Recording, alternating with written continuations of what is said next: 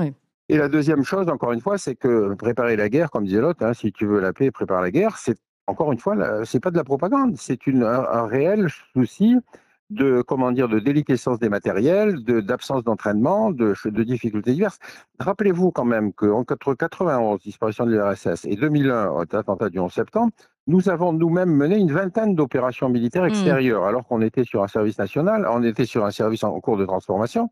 C'est-à-dire, nous n'avons pas renoncé à notre fonction de police internationale militarisée. Bon. Déjà, Robespierre disait personne n'aime les missionnaires armés. Ça fait rien, on envoyait du militaire partout. Et que vous ayez au bout du compte quelque chose qui s'est épuisé, après le 11 septembre, on s'est à nouveau engagé dans une trentaine d'opérations militaires extérieures. Oui. Et à chaque fois avec une légitimité politique qui manquait. Donc je reviens sur cette question de base, l'intervention militaire n'est possible que si elle est politiquement légitimée.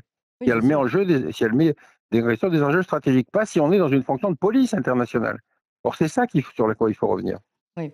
Alors je ne sais pas si, vous dites, finalement, chaque, homme politique qui se prépare à faire la guerre, ne gagne pas forcément en popularité. On se rappelle quand même de François Hollande qui, lui, avait gagné beaucoup en popularité lorsqu'il avait décidé de l'intervention, française, au Mali. Donc j'ai quand même l'impression que ça permet aussi de s'unir derrière un drapeau, non?